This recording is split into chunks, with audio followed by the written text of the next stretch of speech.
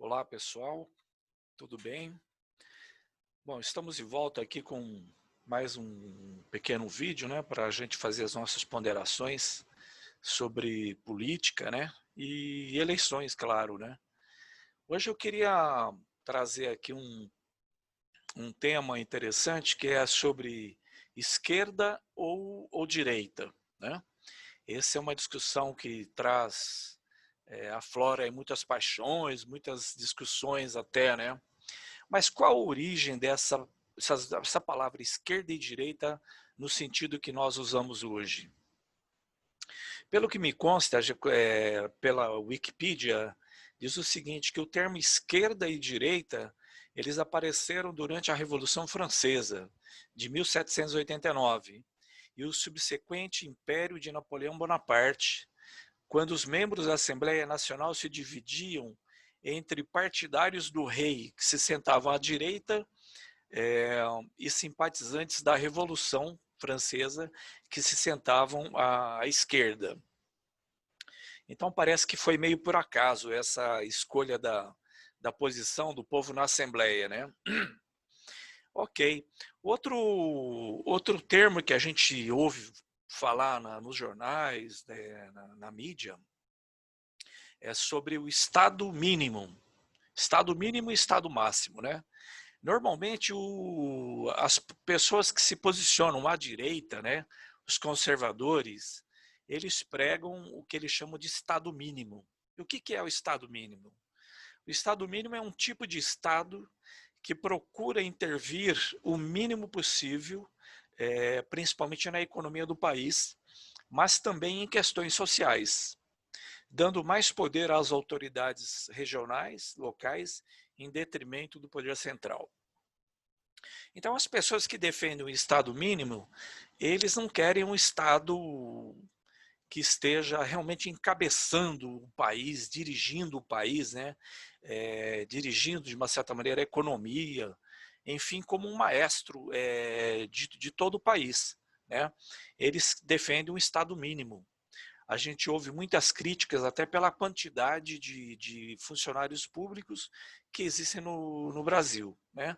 Mas essa crítica, especialmente aí contra funcionários públicos, se você for comparar quantos funcionários públicos per capita existem, por exemplo, nos Estados Unidos e no Brasil, a gente vai ver que no Brasil existe menos do que nos Estados Unidos, que é o berço aí enfim, da direita, do capitalismo, né? Bom, ok. É, muito bem, então os pessoal que normalmente se considera a direita, eles são a favor, normalmente, das privatizações, né? Então o Brasil vem aí, especialmente da década de 80 para cá, sofrendo muito aí com uma corrente chamada de neoliberais, né? Em que esse pessoal acha que a privatização é a grande solução para os problemas nacionais. E eles vêm desde lá tentando privatizar tudo, né? Por exemplo, a companhia Vale do Rio Doce, ela foi privatizada em 1997, no governo do seu Fernando Henrique Cardoso. Ela foi vendida por 3,3 bilhões de reais, né? Na verdade, ela não foi vendida, ela foi doada, né? Então, eu acho que, se eu não me engano, a Vale do Rio Doce, até em caixa, ela tinha mais dinheiro que isso. E ela foi entregue com tudo por 3,3 bilhões de reais. E nós podemos ver a Vale do Rio Doce, agora recentemente os acidentes, né, que aconteceram aí em Mariana e mais um outro acidente. Os acidentes são recorrentes, né? Então a gente pode ver um pouco dessa eficiência privada, né, do que ela é capaz, né? Muito bem. Dentro desse estado mínimo também, agora dentro da pandemia, a gente já está quase um ano, né, de quarentena, nessa situação atípica, e o Brasil tem se saído muito mal, né? Eu acho que, se a gente for olhar os números, ver o que aconteceu, a gente pode ver que a situação poderia ser melhor. Agora, a pergunta que eu faço é a seguinte: como seria a situação brasileira se não existisse o SUS, né?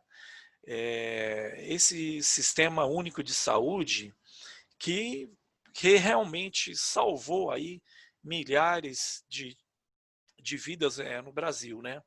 Dentro dessa visão do Estado mínimo, provavelmente o SUS não existiria, né?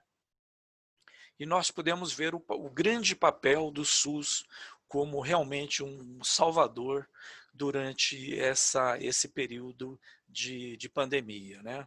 Então, eu acho que a defesa do SUS é um dever de todo trabalhador, de todo pobre nesse país que precisa da saúde pública, né? Na verdade, até os ricos também precisam, né? Porque o papel do SUS é muito mais abrangente que o atendimento médico. Dentro dessa visão da direita também, eles vêm lutando para fazer uma privatização da educação no Brasil, né? Privatizar o ensino em todos os níveis, né? A gente vê as universidades públicas sofrendo um ataque, né? E a gente vê grandes grupos aí privados de olho nesse filão. Para quê? Para ganhar dinheiro. Historicamente, nós vemos que quem faz pesquisa no Brasil é a universidade pública, né? E a universidade privada, ela não tem essa vocação, né? Com raríssimas exceções. Então, seria um suicídio para o Brasil a gente ir para um modelo de educação privada, né? E terminar com a educação pública conforme nós temos hoje, né? E também a privatização do petróleo, né? O petróleo poderia ser uma alavanca de desenvolvimento do nosso país, né? Essa cadeia do petróleo pode puxar milhares, talvez milhões de empregos no país, mas essa visão da direita brasileira é de privatizar a Petrobras, vender a Petrobras, rifar as refinarias, entregar as reservas de petróleo, né? Então, a Petrobras é uma empresa lá da década de 50 e, no meu entender, não faz bem para o Brasil vender a Petrobras e sair desse ramo e entregar para a iniciativa privada, né?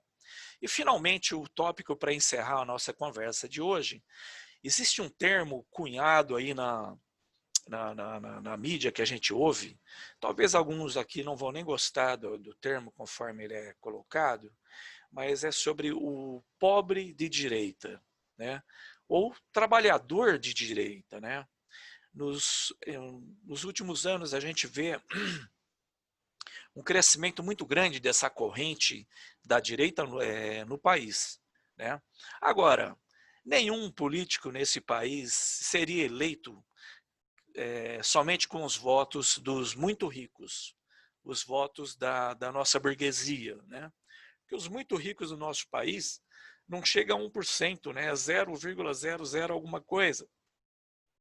Então, na verdade, quem elege essas pessoas somos nós, os trabalhadores, né? Os pobres, né? Porque se você ganha R$ 1.000, 10.000, 20.000, 30.000, não importa. Se você depende do salário, você é um trabalhador, né? Você é um trabalhador. Então, por que nós, trabalhadores, da maioria pelo menos, vota nesses políticos de direita que defendem o Estado mínimo, né? E o Estado mínimo, especialmente para o trabalhador, ele não é interessante, né? Como é que eu posso ser contra o SUS, contra o ensino público, né? Se eu não tenho dinheiro para comprar esse serviço, né? Então, é uma contradição você ser um trabalhador e votar nessas correntes de direita que defendem esse Estado mínimo, né? E quando eu falo Estado mínimo, é um município mínimo também, né? Porque eles querem cortar tudo, né? Você vê que muitos políticos entram, até a merenda escolar muda, né?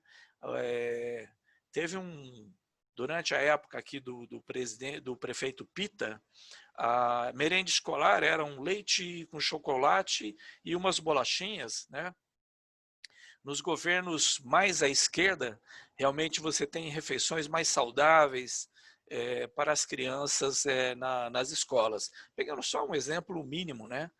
Então, gente, que nós possamos refletir, né? Se você é trabalhador, né?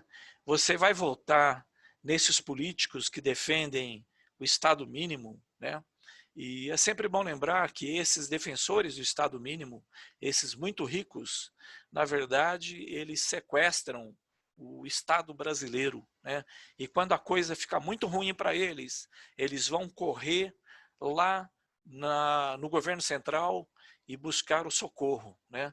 Como o Proer, quando os bancos tiveram dificuldade no governo, acho que do Fernando Henrique Cardoso, foram colocados bilhões para esses banqueiros para salvá-los, né?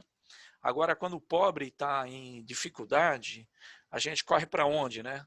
Agora, durante a pandemia, o governo queria dar R$ 200 para as pessoas necessitadas, né? Então, fica aí essas reflexões para a gente pensar que tipo de governo o trabalhador ele deveria escolher, tá? Que vocês possam fazer a melhor escolha. Esses são os meus votos para essa eleição e para as próximas também. Um abraço a todos e vamos em frente, a luta continua.